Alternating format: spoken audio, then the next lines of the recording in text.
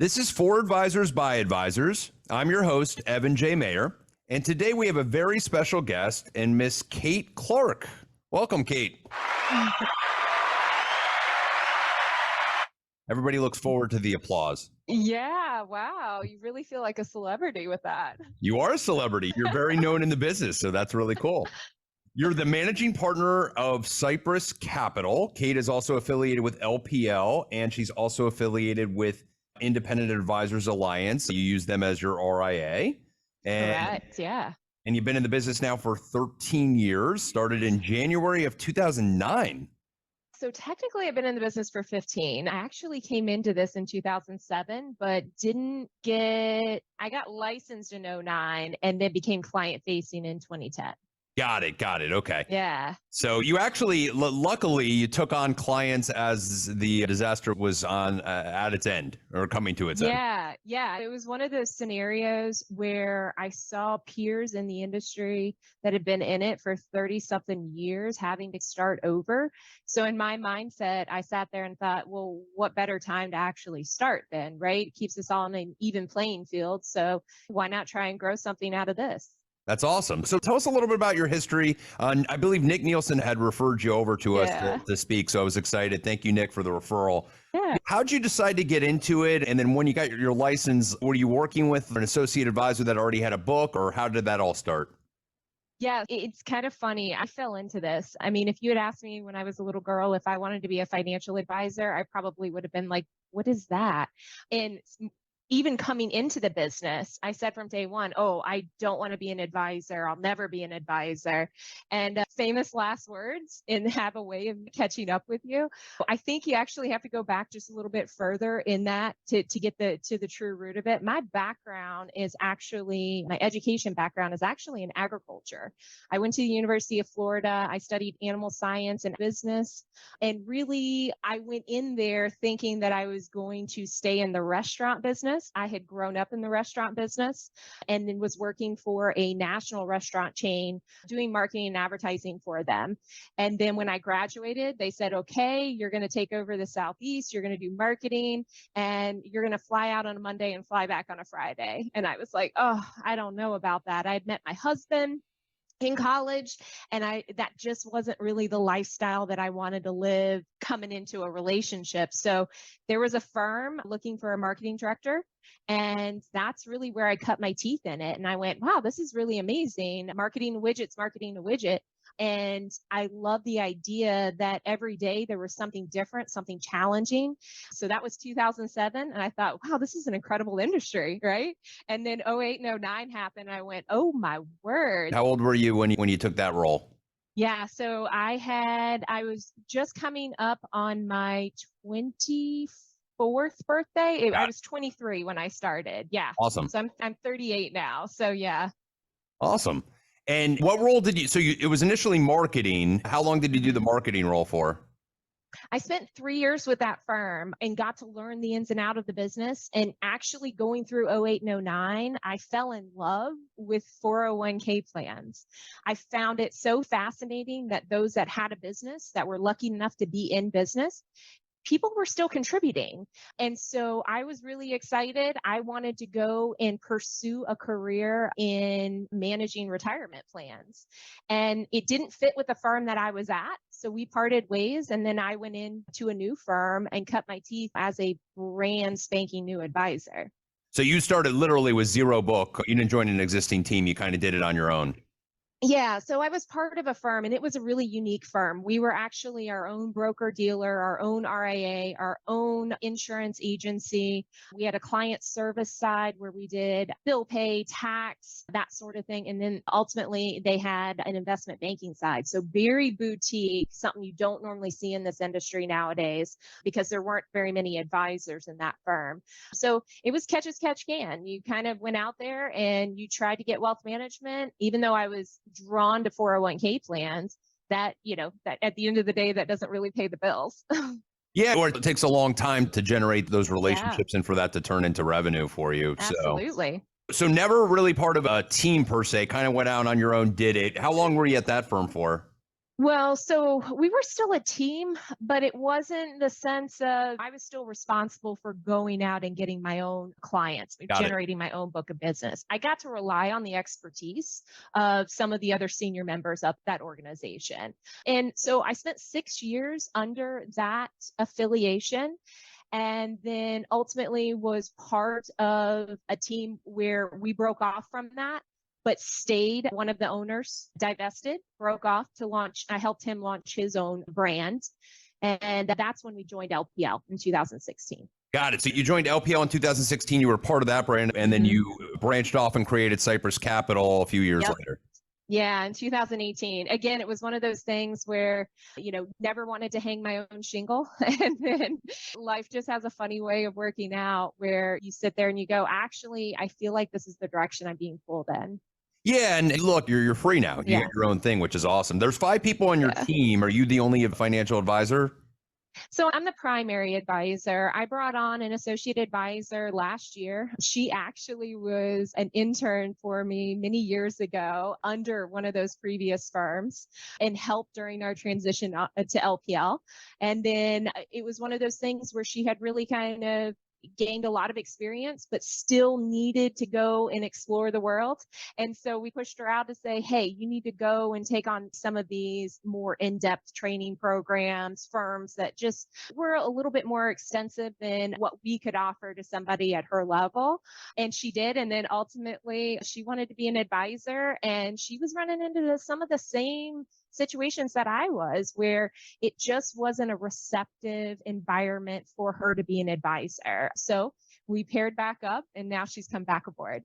Go into that a little bit. And being a female financial advisor, I had spoke to Carly Vasquez Mendez, who's going to be a guest. She was a guest actually already on the show. It's going to air next week. But we were talking about women in finance and a lot of the hurdles that she had to go through. And still to this day, she sees the good old boys club a little bit, and that's been a little bit difficult. Have you experienced the same thing?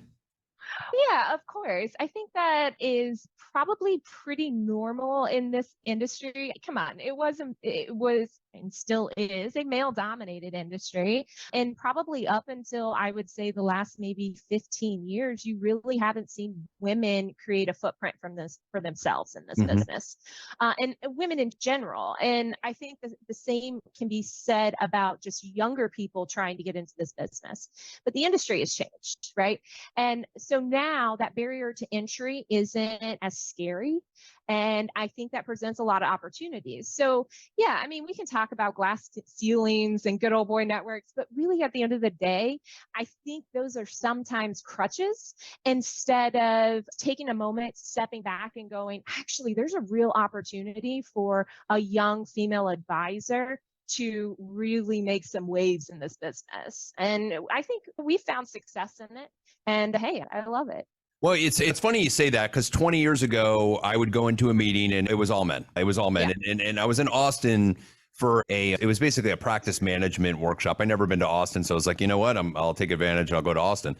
And there was 70 roughly people in the room, and 20 of them were females. And for the first time in a while, you'd always have 1 or 2 or 3, but now there was 20. So it is changing. It is evolving. I love what you said. Carly actually had a pretty similar comment to you, which is, I want to be evaluated on my own merits. I'll go out. I can use it as a crutch, or I don't have to. At the end of the day, this is a personality business. It's a relationship business, and you can use it as a crutch, or you can use it as motivation. Yeah, absolutely. There's really not a better to be in for a woman, especially. I don't have kids, but a lot of my colleagues do. And for them to be able to create an actual reoccurring revenue book of business around a lifestyle, there's not many industries that can offer something like that. So I think it's great. I think there's a huge opportunity, and specifically for young people trying to get in. It used to be like the old days of, okay, you're going to go to the wirehouse and here's the phone book and call all of these people and give us all your friends and family, and then we kick you out, right? You don't have to be under that finger or that thumb down on the back of your neck pushing you into that. You can build a business from scratch if you're willing to make those sacrifices. And so she's younger than you. On a compensation structure, you're obviously wanting her to open up or create business the right way and structure Yeah. that. How are you doing that on a compensation structure? We hear all about these different compensation structures. Joe Conroy was on our show talking a little bit about what Yeah. he did with the compensation structure. And I thought that was team. What are you doing, Kate? Yeah, so you hit on two things that are really important to me. One, I think it's incredibly important from compliance standpoint as well as from a motivation standpoint. You have to be able to provide some sort of livable wage base salary for that junior if you believe that person is going to stand the test of time, right? Because I don't want them forced to selling. We're in the business of advice, we're not selling things. And so when you can relieve that kind of pressure, you can give them the opportunity to grow into the business. And then they need to be rewarded for that. So I use a combination of paying some sort of base package, but that includes all benefits in addition to a nice salary. And then we have payouts based on firm clients that are referred over that become their servicing clients. And then we have a separate payout for clients in which they have organically brought those in. And I think that's really important. That's actually the piece that I utilize to be able to give them the opportunity to buy into the firm later on. That's awesome. What does that look like, buying into the firm later on? So right now, it's just loosely written out in my mind what that looks like. And what I've had discussions on is that, hey, ownership probably isn't going to be a conversation for at least 5 to 7 years. If we're talking about a younger person, right? Somebody coming in, 0 clients on the books. One, you need to get to a point where you're paying for yourself. And then 2, the way that I've structured it is the side of the business that they have brought in, not being firm referred clients, that becomes the block of business that they can use. We'll do a valuation on that. It'll be a little discounted. It's not going to be full fair market value on that because, again, I pay 100% of the costs along the way. I'm giving them a higher payout on that, but I'm also paying 100% of those expenses in order to add a little bit more in for them. So we'll do a valuation at that point. It'll probably be a little bit reduced under fair market. And then that helps segue the buy-in at that point. Awesome. Fantastic. And from looking at the page too, it was mostly females that work with you. More just looking at numbers there. And I know kind of piggyback on that question before. There are these female advisor networks and inclusion networks. And you had mentioned you don't like the glass ceiling and feeling like it's a crutch. Do you feel like those are beneficial for some advisors? And have you found any value? So I do think they're really important, right? Because there are going to be certain personality types that need that type of support. They need to feel connected to those types of communities.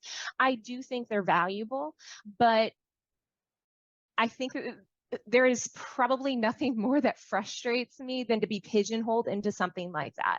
So I don't want to be the top female advisor of something, right? It's exciting. I'm glad I get nominated for these things. But at the end of the day, just this past year, I started pushing those to the wayside. I didn't want to complete the applications to then go into those qualifications because I just want to be the best advisor for my clients. Yeah. Right? I don't want somebody to choose me because I'm the best under 40 or I'm the best female, right?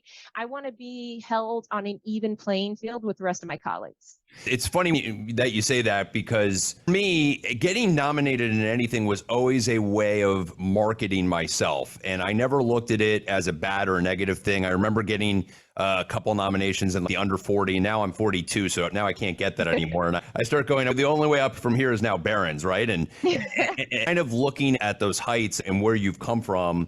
Talk to me a little bit about what do you see yourself building at Cypress? Is this going to be more of your strategy and bringing in advisors under that? Or are you open to bringing in other advisors and teaming with other advisors down the road? What's your thoughts been as far as the new company?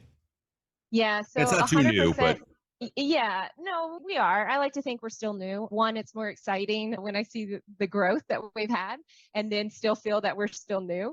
But it's really been the latter, right? In my mind, I'm a forced extrovert. I'm truly an introvert at heart. And this job forces me to be an extrovert, which is an energy drain. But in my mind, when I started this, I knew that success would be the day that a client called and did not ask for Kate Clark. where they could get their answers from whoever is part of this team. So I think team building out an ensemble, building out a team is incredibly important for longevity in this business. So we have that. I've got a three-pronged approach with this business. I've got a separately licensed insurance agency. We do group benefits, at corporate consulting with small business owners, retirement plans, corporate retirement plans, and then individual wealth management. And having that type of exposure, you do need to have a team to support that. And we're in the early phase of building out that team. That's fantastic. Exciting. Tell us about Riskalyze. So I had found Riskalyze, it's been a couple years now, and we got it on our website. And I tend to not send people to that. I probably should, but we tend to email it out. We just find that approach a little easier. And we've really started to utilize that in our practice. And it's a conversation piece. It's a great way to determine risk. It's also a great way to look at portfolios. How are you currently using Riskalyze? Well, Riskalyze is a great way to have a conversation that a client understands about their feelings towards risk. My approach to this, and Riskalyze kind of fit into the picture about 5 years ago. I had an advisor at a conference that I met, and he said, listen, if you invest in any technology, this next phase of money that you put to work, it needs to be in a program like Riskalyze.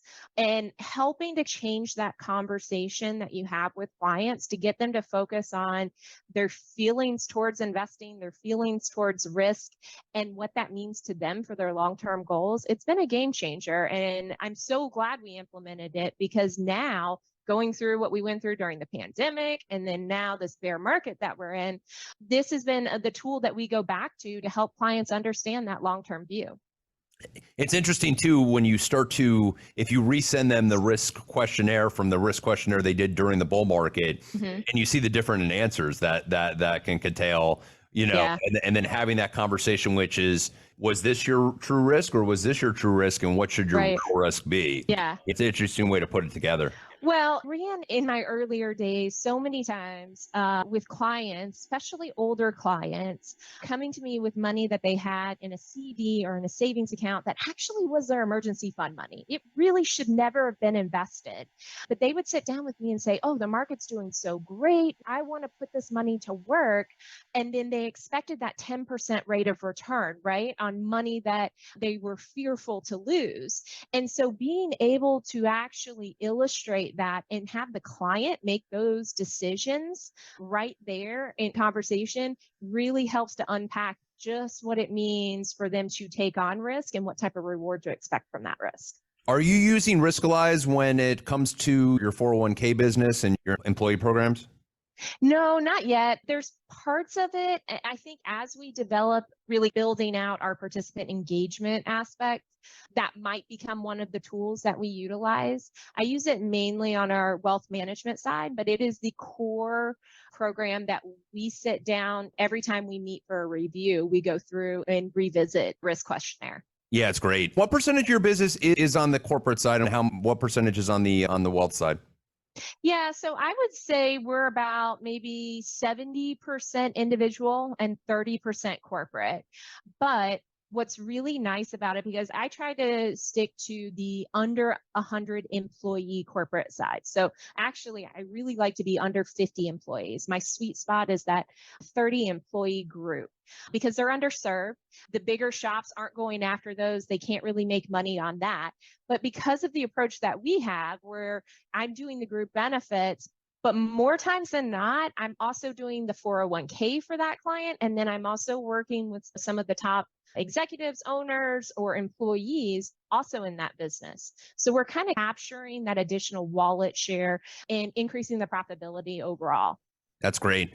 You had mentioned earlier being an introvert and then this business taking the extrovert out of you. And I couldn't have put it any better. That is exactly me. And I have to do certain things at the end of the day to wind down from that. And part of what I love to do, my wife to this day still doesn't quite get it, but when I get home, I like nothing better than to lay down for about 20, 30 minutes, meditate, or just zone out and put the TV on and relax. Do you find like by the end of the day, you're just emotionally drained? Oh, absolutely. Yeah. I also wear a lot of hats as a small business owner. I tell my peers, I don't know if I'm going to walk in and get to be an advisor that day, or if I've got to go and repair the copier that day. So those are the downside of being the business owner, where you generally get to participate in that upside, right? Now, thankfully, it's no longer just me, right? So I do have team members that I can fall on to kind of help on those things. But at the end of the day, because of that approach of, oh, I got to go and fix this, and then I got to turn around and fix this, it's catching that breath. And so, yeah, I mean, making sure that I've got a good balance on that. So I'm either working out, enjoying, I live on a farm. My husband and I raise cattle, we have horses. So I don't really have neighbors. When I get to go home, I get to really detach. I get to look out in the backyard and see the deer come in and feed in the evenings, You're have a up in drink on the patio. like Tallahassee area up that way? Yeah, in Quincy. Yeah, just outside of Tallahassee, but my office is in Tallahassee. So that to me helps to balance things. And then on the weekends, my husband and I were either fishing mainly, we're big into fishing, or hunting during hunting season. And yeah, just relaxing. That's awesome. We're both in Florida, but I'm in a very different area. Though I live out in technically farm country out west. Yeah. So You mean you don't get to see cattle outside your window when you we get home? don't. We don't. There is a farm. I believe it got bought by GL Properties, and they're trying to push the city and the county to be able to build on it. And we're fighting, saying it's agricultural land, and we like where we live out there, so it's nice. But it's coming in. The cows Yeah. are done soon, unfortunately. So, you decided to affiliate with Independent Advisor Alliance. I had Robert Russo on the Yeah. show and found him to be interesting and insightful, and it seemed to be a great guy. Has it been a great partnership for you in doing that? Is there thoughts down the road as far as opening your own RIA, or do you find that partnering with an RIA like that has been beneficial? So I think what's really important about the relationship that we have, the hybrid relationship with both IAA and LPL, is that Robert's team is very receptive to helping us understand our path for growth, right? As of right now, I don't foresee it being advantageous for us to try and launch our own RIA and do this in-house. One, I just simply don't have the time, nor do I have, even though I'm a compliance nerd and that's really my area of expertise, I don't have the time or the want to really take that on, or to hire somebody and trust somebody to do that. But I get to have those conversations in an ongoing capacity. So I'd say that's one of the cool things about joining IAA, is that you don't feel like, oh my gosh, what if I want to make a change, or what if I want to leave? Oh, I can't really talk, or maybe I don't get to take are these really my clients? What's all in the contract? We just don't have that. I can have a very frank, straightforward conversation with IAA to say, hey, what are my options here? And I think that's important. That's awesome. That's awesome. So you have your independence, and in essence, you are, instead of doing it yourself, you're paying a little bit to have that done for you. So there's nothing wrong with that at all. Yeah, and between both LPL and IAA, they offer value add services that we can pay for. So as we're going through growing pains, hiring has been a challenge all the way around for everybody. I talk with clients and they can't find good help for doing very entry level positions, right?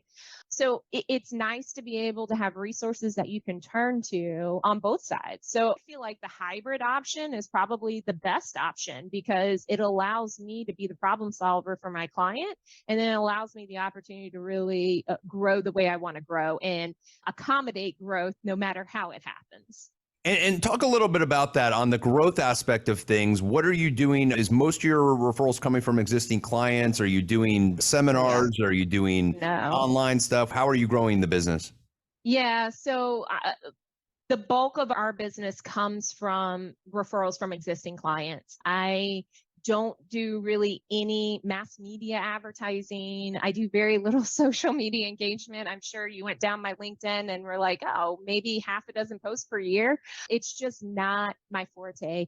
I also just don't have the time. I want to be very present for my clients. And this has been a very busy year from the standpoint of the turmoil in the market. So I also am very much a believer that an advisor, if you want to change the image of advisors, you have to start acting like an advisor, which in my mind, and I'm not trying to point fingers or say that other advisors are doing it wrong. That's really not the case. So, no hate here. But I don't think that entertaining your clients, wine and dining them, taking them out solidifies the image that I'm trying to portray as an advisor. I want to be treated with the same level of trustworthiness as they do their attorney, their CPA, and they're not necessarily going out and partying with their clients. Yeah, I agree with you to some extent. I think there's friendships that evolve traveling with them and certain aspects of friendships that come. And I don't do a lot of, Different though. yeah, I don't do a lot of whining and dining. I do a client appreciation dinner once a year just to kind of, Yeah, have some comedians, have some fun, basically show them that we appreciate them a little bit. absolutely. I think Yeah. that's different. Yeah, no, I agree. And that's why I don't want to, I'm not trying to poke at any advisors that do it. I just think, the industry as a whole tends to have negative perception as to how advisors are portrayed. And we've got to change that. We got to step it up. I agree. And I think there's a different way of doing everything. We actually Yeah. we had two or three advisors on here. We talked about niches. Some had them, some didn't. Obviously, if you ever go to any practice management things, they always want you to have one. And then we also had talked to some advisors that ask for referrals, and then some that don't. I've been in the camp that if you are that trusted advisor to your client, you really don't have to ask. A lot of times they want to just give. Yeah. I don't like the way that asking comes across. If you have to ask for it, then you're not providing the level of service to be worth it. That client should be coming to you to say, hey, I was singing your praises. I like to create what I call raving fans, right? It's my job to deliver a service in which a client then goes, you know what? That's who I'm going to tell my friends and family that they need to go to. And it's worked. So having that grassroots approach, there's no better marketing than your own client base that is just raving about the services you provide. 100% agree. It also gives you the opportunity when they give you that opening to say, oh yeah, what have you said, and kind of coach to the extent of what trigger points you might be able to help with their friends or family. So no, couldn't agree more. I always ask this question at the end of the podcast. I think it's a good question to ask. It gives you an opportunity maybe to share some insight. Is there anything that we end this podcast, or you're driving home in 2.5 weeks and you're listening to it and you go, I wish I would have elaborated a little bit more on that, or I think this is a good piece of advice for newer advisors or advisors out there? Yeah, so I think probably the biggest piece of advice that I would give, and this could go for newer advisors as well as those that maybe are in a firm structure that they're afraid of maybe doing something different, right? Is that don't be afraid to fail forward. So that was my driving mantra of that. Okay, worst case, if it doesn't work out, I can always go and join a firm, right? I do have some sort of enterprise value in my intelligence and my education and my ability to serve clients. So don't get hung up on this idea that you've got to create this brand, you've got to do all of these things to be this firm, right? You could be a practice. You don't have to create a company to grow. You can create a practice and be able to build something around your lifestyle, your needs, and your beliefs. Yeah, and I think that speaks to there are people that are fine in the bank channel and should stay there. There are people that are fine in the insurance channel and should stay, and there are people that are in the wirehouse that should stay in the wirehouse, and there are people that are independent, such as yourself, that enjoy that part of the business structure. And I think you would agree in me saying that, yeah, the printer can break occasionally, but the time and resources involved into running the business are not nearly as probably as much as you thought they were when you first got into them. You didn't think they were going to be as difficult, right? Yeah, absolutely. Yeah. So there are times, and there is something nice about saying, I want to put this up in my office today, and I want this piece of furniture too. So yeah, exactly. Not having to go through the hierarchy of approval systems. yeah, 100%. So Kate, it was a pleasure meeting you. I got to speak to you briefly about 30 days ago to set up the interview, and thought you shared some really great insight today around a bunch of different things. And so very happy to have you on. If anybody wants to reach out to you, thinks that there might be a great way to connect with you, good value add, what's the best way to get a hold of you? Yeah, absolutely. So LinkedIn, I'm always responding to the messages of other advisors that reach out or individuals in general. Our website is cypress.capital, or they can email me, kclark@mycycap.com. Fantastic. And if you want to get a hold of Kate, feel free to reach out to me as well. Kate, again, appreciate you having you on. And I hope you guys enjoyed the podcast. If you have any questions, please send us an email, and also please subscribe on any of the different services you might be finding the podcast in. It shows us you're listening, and we care about that. So thanks so much.